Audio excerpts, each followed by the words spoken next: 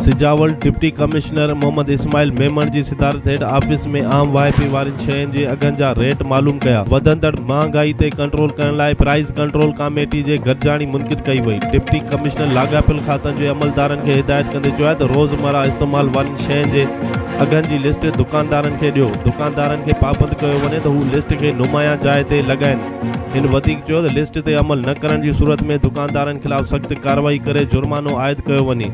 हिन ज़िले सिजावल जे सोमूरनि असिस्टेंट कमिश्नरनि खे हिदायतूं कयूं आहिनि त रोज़मर्रा इस्तेमाल थींदड़ शयुनि जी क़ीमतनि जी मॉनिटरिंग करे ऐं मिलंदड़ शिकायतनि खे फौरी हल कयो वञे। रिपोर्ट अतीकुर रहमान खत्री, सिजावल।